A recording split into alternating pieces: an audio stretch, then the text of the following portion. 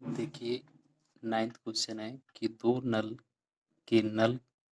दो पानी के नल एक साथ एक हौज को 9 सहित 3/8 घंटे में भर सकते हैं। बोलते हैं कि दो नल है, जो टाइमिंग बता रहा है वो आपका 9 सहित 3/8 घंटे में भर सकते हैं। बोलते हैं कि बड़े व्यास वाले नल एक हौज को भरने के लिए कम व्यास वाले नल से 10 घंटा कम समय लेता है। मतलब ये तो पता हो गया कि जो बड़ा है वह छोटे से 10 घंटा कम समय लेता है। ठीक है, तो बोलता है प्रत्येक द्वार अलग अलग हौज को भरने के समय ज्ञात करते हैं। ठीक है, जैसे कि हम लोग जो टाइम एंड वर्क का क्वेश्चन बना रहे थे काम वाला, वैसे ही क्वेश्चन इसे भी बनाना है। ठीक है, जैसे कि मान लेते हैं कि एक वृत्त हो गया, यदि इसका 4 भाग करें तो ये हो गया। यदि एक काम को करने में कितना समय लगेगा?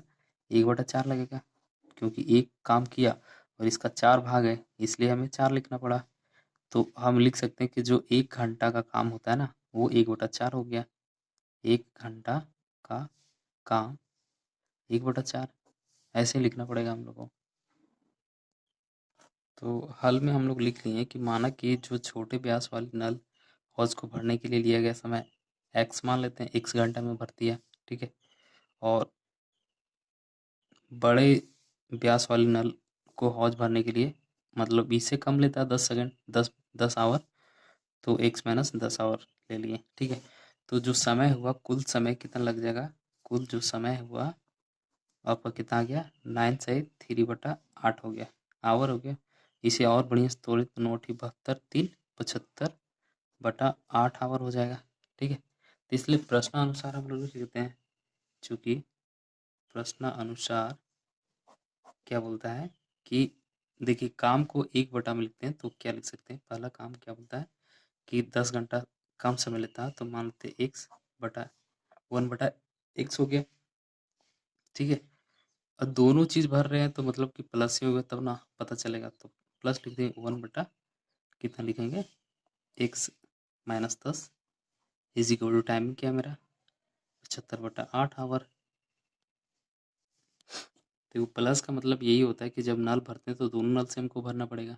ठीक है, इसलिए दोनों में प्लस लिख लिया, तब हमें नल भरा पाएगा।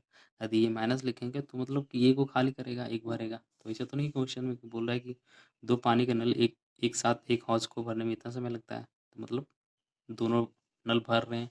ठीक है, तो यहाँ से हम लोग दोनों में एलसीएम ले लेते हैं। ठीक है, तो जब यहाँ से एलसीएम लेते हैं तो x/(x-10), ठीक, ये तो ये कट गया तो बच गया क्या? x-10 प्लस का है, बचा क्या आपका x।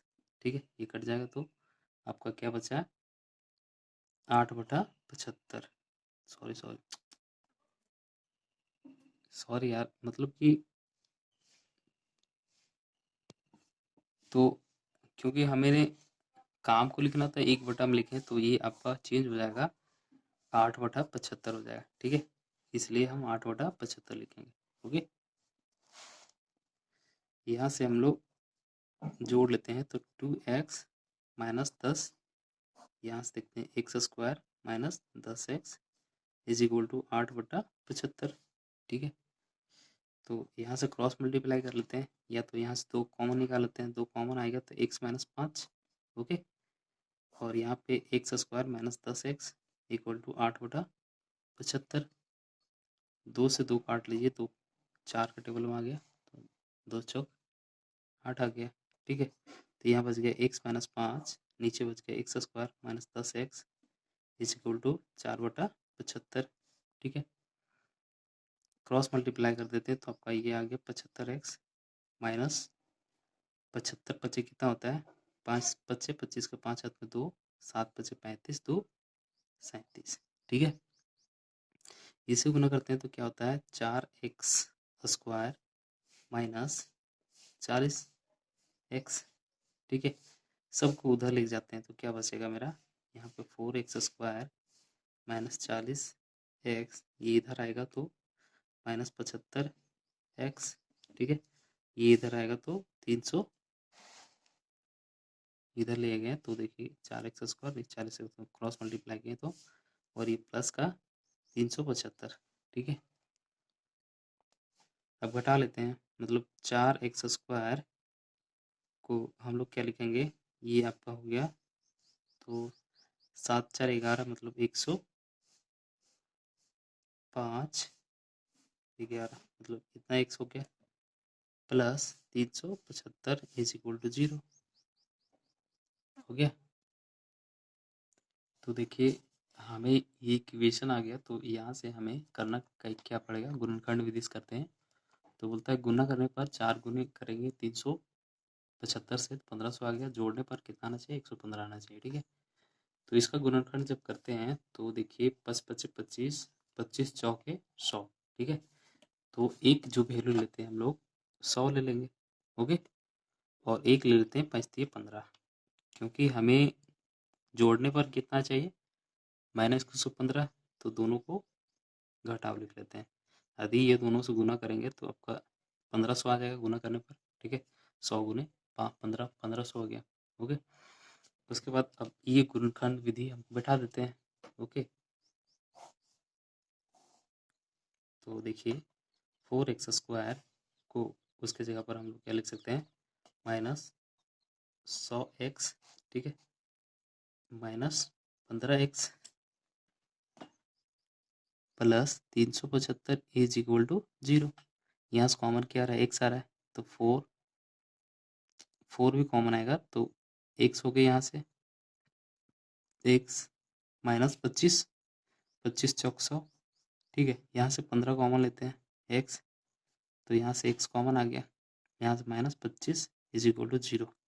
देखिए माइनस माइनस प्लस हो गया, ओके। तो ये दोनों कॉमन क्या आ रहा है, x -25 कॉमन आ रहा है, ठीक है। तो यहाँ से बचा 4x और यहाँ से बचा, सॉरी यहाँ 15 आएगा कॉमन, ठीक है, x तो एक ही था, तो यहाँ से बच गया मेरा 15 इज इक्वल टू 0। तो x इक्वल टू यहाँ से 25 आएगा, ओके, और यहाँ से देखें तो x इक्वल टू कितना आएगा, 15/4, ठीक है। तो इसलिए इसका वैल्यू यहाँ पे नहीं लेंगे, क्योंकि जब टाइम में चेंज करेंगे तो 4/15 आएगा, और 4/15 एक हाउस का नियम नहीं होता, तो इसलिए इसको काट देते हैं, ठीक है। तो x इक्वल टू 25 ले लेते हैं। तो क्या बोलता है, प्रत्येक हाउस का को भरने के लिए समय ज्ञात कीजिए। तो जो छोटा वाला था हौज, छोटा का था माने थे x माने थे, तो x इक्वल टू 25 मान लेते हैं, और बड़ा का हौज भरने वाला कितना था, x -10 था, तो x 25 -10 इक्वल टू 15। यही तुम्हारा 25 और 15 आंसर है, भरने का टाइम यही है दोनों का।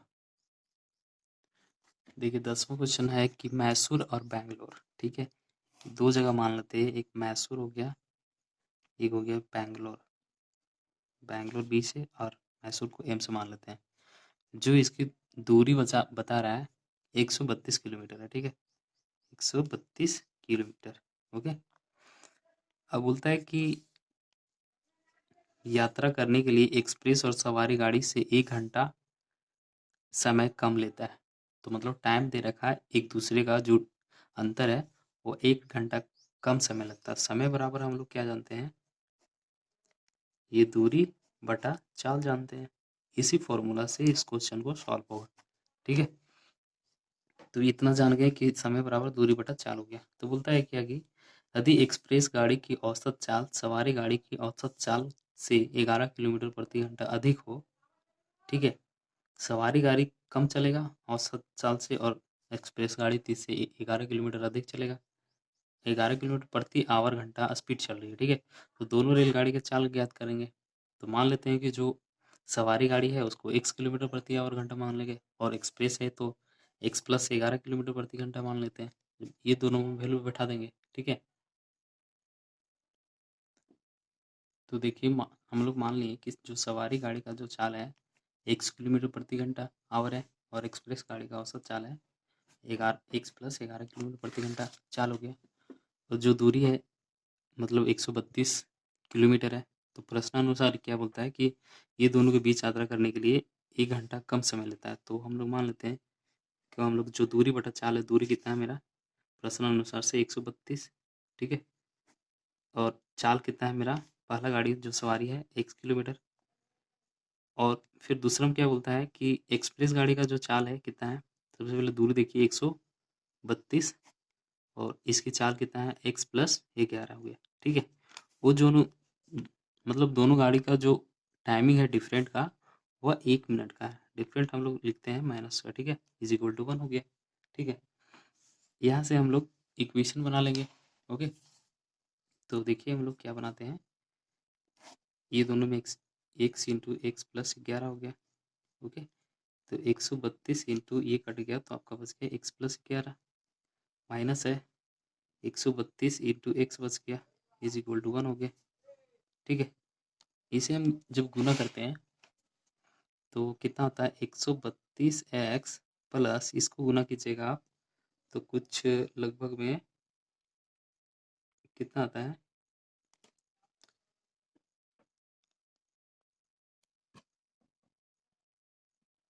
तो आपका आ जाएगा लगभग 1452। ठीक है, 11 दूना 22 हो गया, 11 तिया 33, 33 से 2 33 और 3 35 हो गया और 11 का 11 और 14 हो गया।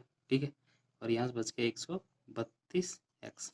ठीक, यहाँ से स्क्वायर करते हैं तो एक्स स्क्वायर प्लस 11 एक्स हो जाए इज इक्वल टू 1 हो गया। तो 132 और 132 माइनस का था और ये प्लस का कट गया, तो क्या बच रहा है मेरा, तो X square plus 11 X is equal to 1452। ठीक है, इधर ले आइएगा तो क्या बचेगा X square plus 11 X minus 1452 is equal to 0। ठीक है, तो देखिए आपका ये इक्वेशन आ गया था। ओके, यदि देखिए यहाँ पे गुणनखंड विधि से करते हैं तो गुना करेंगे 1 गुने 1452 से गुना करेंगे तो माइनस का 1452 आएगा, जोड़ने पर कितना आना चाहिए प्लस का 11 आना चाहिए। ठीक है, इसका गुणनखंड करते हैं तो कुछ ऐसा आ गया। ओके, तो ऐसा जोड़िए जो गुना करने पर मेरा 1452 आना चाहिए और जोड़ने पर 11 आना चाहिए। ठीक है, तो देखिए 11 दूना 22, 22 दूना 44। ठीक है, तो एक 44 आ गया और 11 दिया 33। ठीक है, जब ये घटाते हैं तो कितना, सॉरी 10 ही आता है यार, नहीं 10 नहीं आएगा 11 आएगा। ठीक है, तो घटाने पर 11 आएगा, तो लेकिन हमें माइनस का लाना है तो जोड़ने पर प्लस आना चाहिए, तो ये प्लस है। ठीक है, और ये माइनस हो गया। ओके, अब इसको पुट अप कर देते हैं हम लोग इक्वेशन में। ठीक, तो हम लोग क्या लिख सकते हैं कि X square plus 44 X minus 33 X minus 1452। देखिए X square plus 44 X minus 43 X minus 1452 is equal to 0। ये दोनों में कॉमन क्या आ रहा है, तो यहाँ से देख रहे हैं एक्स कॉमन आ रहा है तो लिखेंगे एक्स प्लस 44, यहाँ से कॉमन 33 आएगा तो यहाँ से बच जाएगा मेरा एक्स प्लस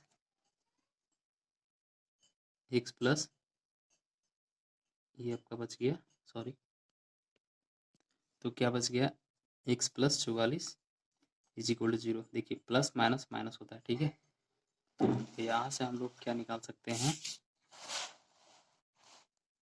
तो यहाँ से एक्स इंटू एक्स प्लस 44 था minus 33 X plus 44 is equal to 0। ठीक है, तो यहाँ से दोनों में कॉमन क्या आ रहा है, तो एक्स प्लस 44 आ रहा है, कॉमन में ये क्या बचा एक्स और यहाँ से 33 इज इक्वल टू 0। तो X plus 44 is equal to 0 और X minus 33 is equal to 0। तो एक्स का माइनस 44, ठीक है, और एक्स का प्लस 33, तो पॉजिटिव साइन वाला लेते हैं हम लोग, ये आ गया। तो बोलता है कि रेलगाड़ी की औसत चाल कितना हो जाएगा, तो यहाँ पे देखिए क्वेश्चन बता रहा था कि यहाँ से देखिएगा तो दोनों रेलगाड़ी की औसत चाल बताइए। ओके, तो हम लोग माने थे कि जो सवारी गाड़ी थी, सवारी की चाल कितना माने थे एक्स, तो एक्स इक्वल टू 33 किलोमीटर प्रति आवर। ठीक है, और एक्सप्रेस था, एक्सप्रेस की जो चाल होती थी कितना था, इससे 11 किलोमीटर अधिक था। ठीक है, तो 11 किलोमीटर अधिक था तो एक्स प्लस 11 लिख लेते हैं। ठीक, तो 33 प्लस 11 तो कितना हो गया 44 किलोमीटर दिया वर्ग स्पीड से दोनों चलेगी। ओके, देखिए 11 क्वेश्चन बोलता है 2 वर्गों का क्षेत्रफल का योग 468 मीटर स्क्वायर है। तो 2 वर्ग बना लिए, एक बड़ा एक छोटा, ठीक है। और इसका जो जो भुजा है, इसका x मान लीजिए, इसका y मान लेते हैं। ओके, तो देखिए मान लेते हैं बड़ा जो भुजा x है, छोटी भुजा y हो गया, ठीक है। तो दोनों वर्गों का क्षेत्रफल क्या होता है कि क्षेत्रफल क्या होता है, इसका भुजा स्क्वायर होगा, ठीक है, एक्स स्क्वायर हो जाएगा और इसका वाई स्क्वायर हो जाएगा। यदि क्षेत्रफल को बताएं तो, क्योंकि हम लोग जानते हैं कि वर्ग का क्षेत्रफल होता है भुजा स्क्वायर, ठीक है। तो इसमें भुजा मेरा एक्स है और इसमें वाई है, तो ये दोनों हम देखें तो इसका एक्स स्क्वायर इसका वाई स्क्वायर हो जाएगा।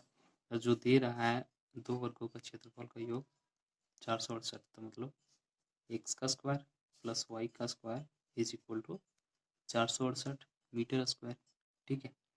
अब बोलता है कि इनके परिमाणों का अंतर जो 24 है, तो मतलब कि परिमाप क्या हो सकता है, वर्ग का परिमाप 4 होता है।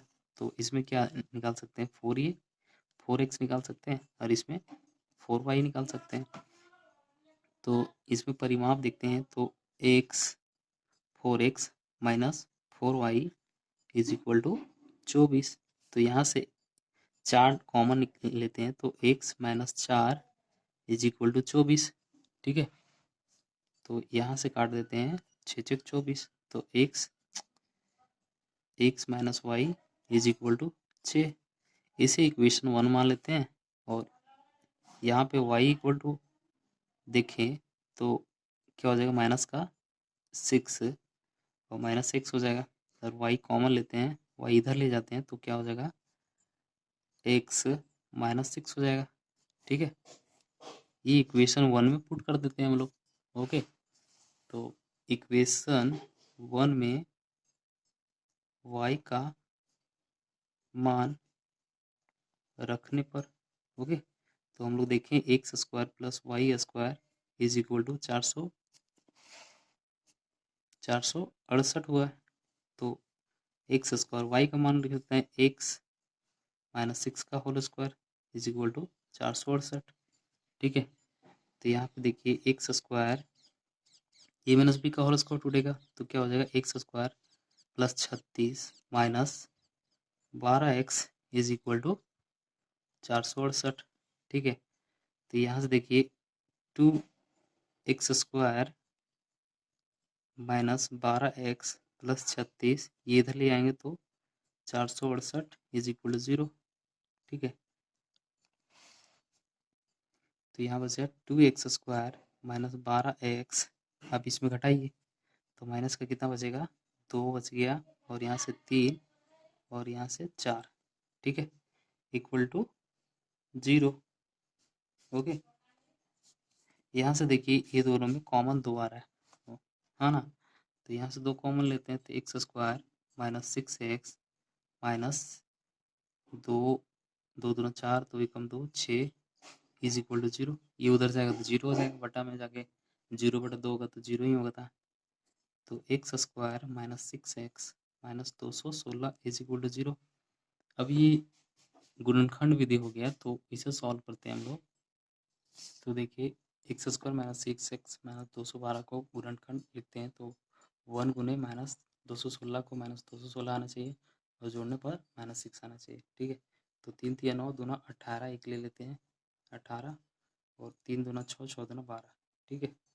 जोड़ने पर कितना चाहिए, माइनस 6, तो इससे बड़ा वाला माइनस ले लेते हैं, एक प्लस ले लेते हैं। गुना करेंगे तो माइनस कहाँ आ जाएगा और जोड़ेंगे तो माइनस कहाँ आ जाएगा, ठीक है। तो 6x के पास ये दोनों वैल्यू बैठा लेते हैं तो X square minus 18x plus 12x minus 216 is equal to 0, ठीक है।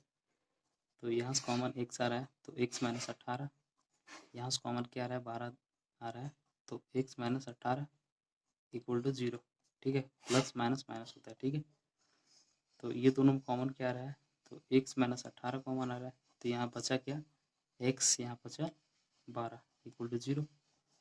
तो x माइनस 18 इक्वल टू 0 या x plus 12 is equal to 0, ठीक है।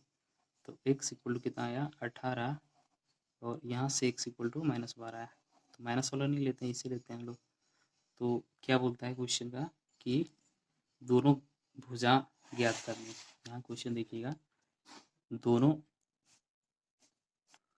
दोनों वर्गों का भुजाएं ज्ञात करना है, ठीक है। तो हम लोग 18 लिए थे, ओके। तो भुजा कितना है, इसका भुजा 18 आ गया, ओके।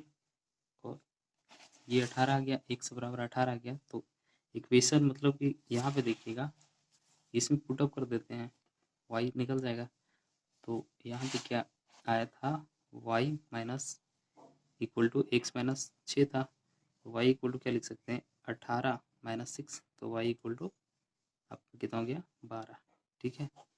तो जो एक भुजा आया, प्रथम बड़ा वाला भुजा, उसका 18 आंसर आया और एक का 12 आया, ये आंसर है। थैंक यू, क्वेश्चन खत्म हो गया।